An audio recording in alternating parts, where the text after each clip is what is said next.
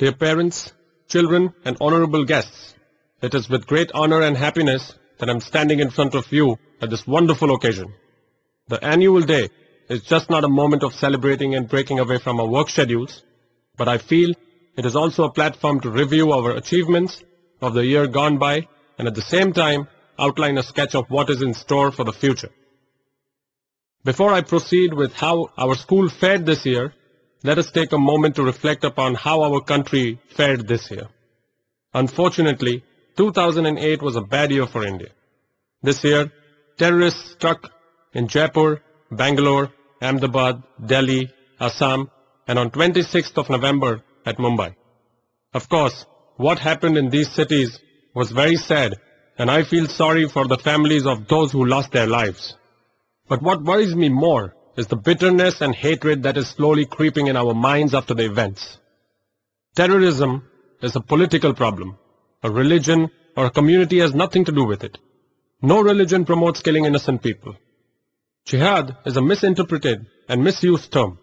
All the terrorists want to achieve is to sow the seeds of hatred among Hindus and Muslims and amongst Indians and Pakistanis. And it's when we accuse and suspect each other is when we play right into the hands of these terrorists. We must take the terrorists head on and defeat them with resolve. But we should maintain our internal communal harmony under any circumstances, ladies and gentlemen. And let us also not get fooled by the jingoism of our politicians. You see, the people of India are really upset and angry with the failure of the authorities in Delhi and Mumbai to protect us. And what some of these people in power are trying to do is to shift our anger to the people in Pakistan. I don't think an average Pakistani in general is interested in killing people at the CST or bombing the Taj. Let us not alienate the people of Pakistan who are themselves victims of terrorism. As a strong nation, we must go after the terrorists and bring them to justice. But as peace-loving citizens, we must avoid talk of war with Pakistan. Remember what Gandhiji said, ladies and gentlemen, an eye for an eye makes the whole world blind. Instead, I hope our world leaders realize the source of the problem and take corrective action. There are millions of children just like yours who live in war-torn countries like Afghanistan and Iraq and are poor and uneducated. The only alphabets they know are A and K, and the only number they know is 4 and 7. And these are breeding grounds for future terrorists. So what can you parents do in these difficult times? Please do not let hate, suspicion, and prejudice overcome you. Please remember that we may be Hindus, Muslims, Christians, or Sikh, but as human beings, we are all the same. Believe it or not, as messengers of strength, unity, and peace, you parents here can make a difference. On that note, I would like to move on to how our school fared this year.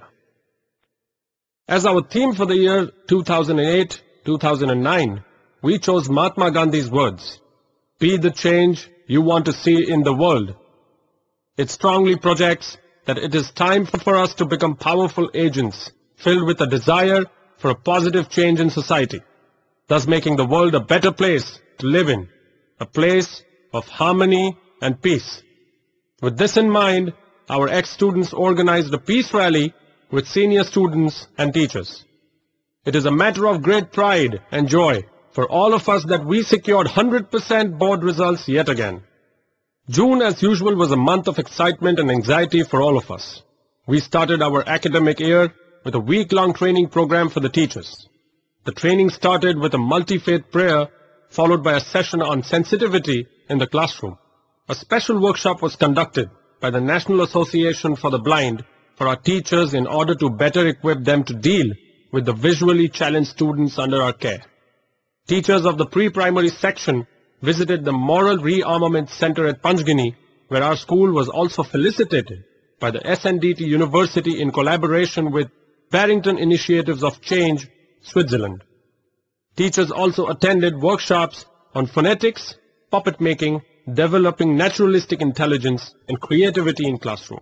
Mathematics and English workshops by senior resource personnel were organized.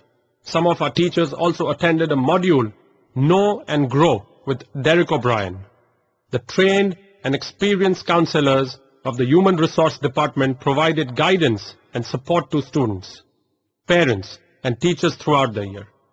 The department organized and conducted various programs and activities such as orientation to the school for parents of newly admitted students, study tips for Standard 10 students that aimed at helping them prepare well for their board examination, orientation to body changes for Standard 6th and 7th, both boys and girls, training capable students as peer counselors who in turn helped their classmates in need, setting up the resource room where remedial classes for students with poor academic background were conducted.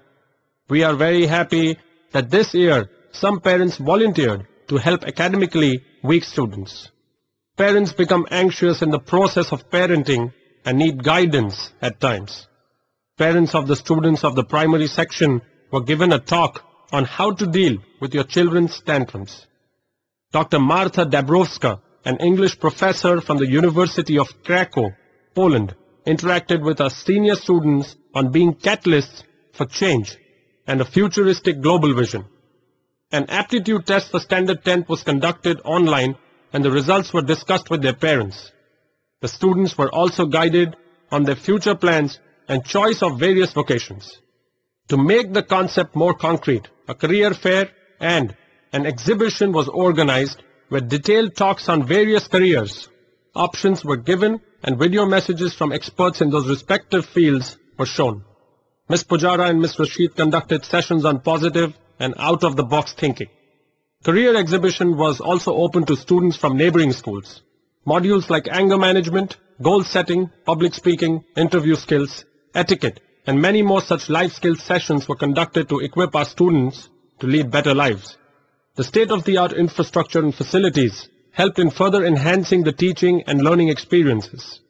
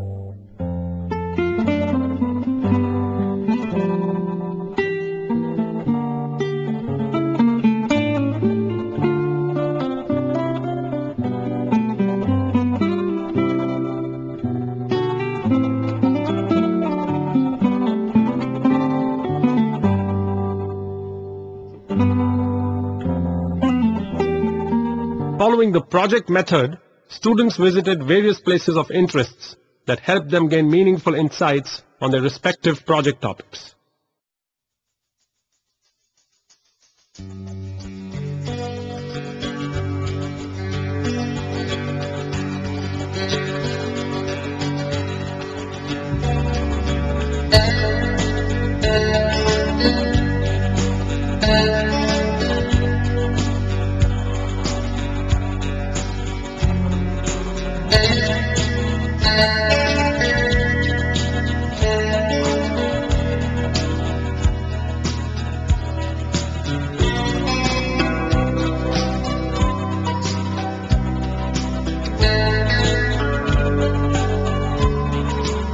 It had an interactive program called Mail Joel with the students of the BMC school.